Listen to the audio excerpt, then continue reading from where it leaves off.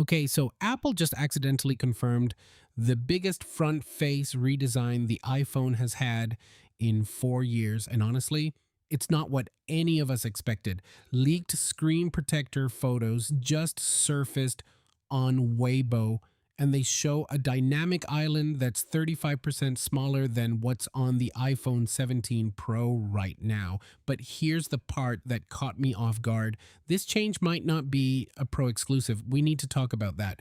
And there's something about the way Apple's pulling this off technically that nobody's really breaking down properly. So let's fix that. I've been tracking every single iPhone 18 leak since December, every contradictory rumor, every Weibo post, every supply chain whisper. And for months, the leaks were a mess. One source says punch hole camera in the top left corner. Another says nothing's changing. A third says the dynamic island is gone entirely.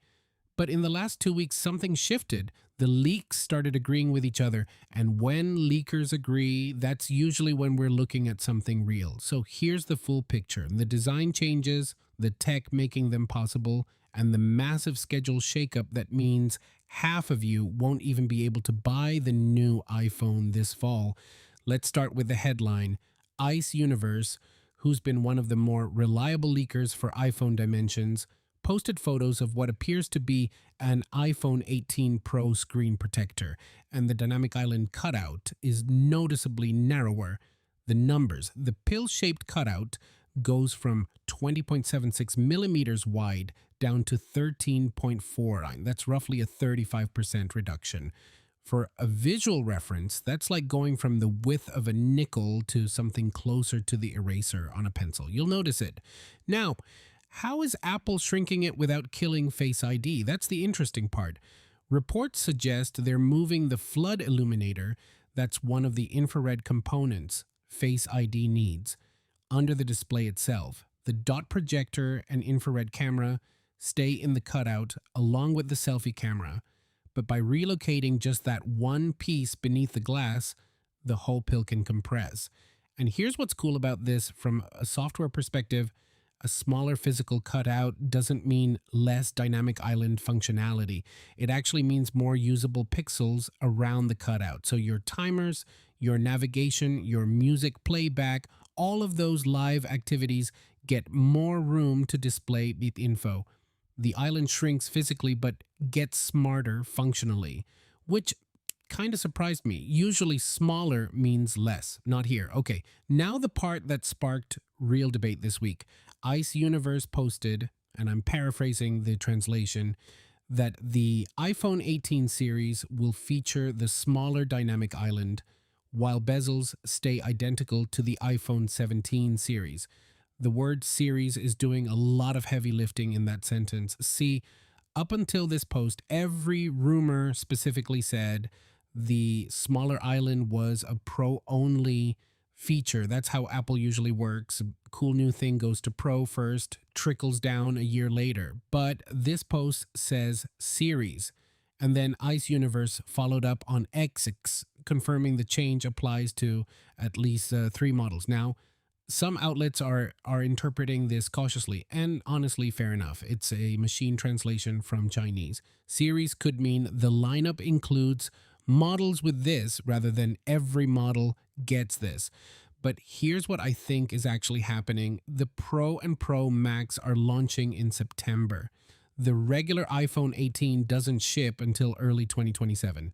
Apple has 6 extra months to get that smaller cutout into the standard models. That timeline actually makes a smaller dynamic island across the board more plausible, not less.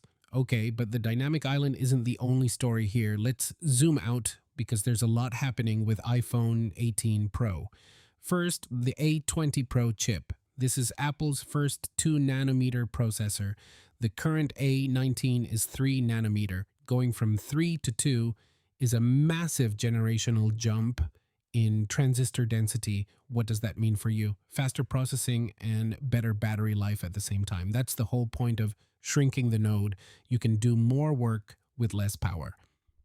Second, variable aperture camera. This is the one that has photographers genuinely excited. Right now, the iPhone's aperture is fixed. The iPhone 18 Pro Max is rumored to get a mechanically adjustable aperture light, like an actual DSLR. You'd be able to control how much light hits the sensor, which means better low light shots, more control over depth of field, and less of that computational background blur that sometimes looks not great. I'm being nice. Third, Apple's in-house C2 modem. This replaces Qualcomm's components, better power efficiency. And here's the kicker. There are reports this modem could support full satellite internet connectivity. Not just SOS emergency texts, actual internet through Starlink satellites. If that's real, that's a bigger deal than the dynamic island. And fourth, new colors, coffee purple and burgundy, are all rumored, and apparently no black option, which feels like Apple being Apple. Now, we need to talk about the elephant in the room. Apple is breaking its own playbook this year. Instead of launching 4 iPhones in September like they've done for over a decade, they're splitting it. September 2026 gets 3 devices: iPhone 18 Pro, iPhone 18 Pro Max, and the foldable iPhone, which people are calling the iPhone Fold for now. That foldable could be over $2,000, by the way. The regular iPhone 18 and iPhone 18e, those don't come until spring 2027. Let me translate what that means for normal people. If you want a new iPhone this fall, the cheapest option is going to be $999. There is no budget-friendly on-ramp in September. Apple's basically saying fall is for the big spenders. Everyone else, wait 6 months. That's a bold move. And honestly, whether it's smart or arrogant kind of depends on how good the iPhone Fold turns out to be. Quick thing that got buried in all the dynamic island noise: the iPhone 18 Pro Max is reportedly getting slightly thicker, 8.8 millimeters, up from 8.75 on the iPhone 17 Pro Max. That's a tiny increase, but the reason matters: a bigger battery. After the jump from 8.25 on the 16 Pro Max to 8.75 on the 17, this year's increase is much more conservative. Apple seems to be settling into a thickness they're comfortable with while squeezing in more capacity. Combined with the 2 nanometer chip efficiency, battery life this generation could be genuinely excellent. Not good for a phone, excellent, like I forgot to charge last night and I'm fine, excellent. So here's where I land on all of this. The iPhone 18 Pro is shaping up to be one of the most meaningful upgrades in a few years, not because of any single feature, but because everything is moving forward at once. Smaller dynamic island, 2 nanometer chip, variable aperture camera, new modem, better battery, and potentially the first real step toward an all-screen iPhone that we've been promised for half a decade.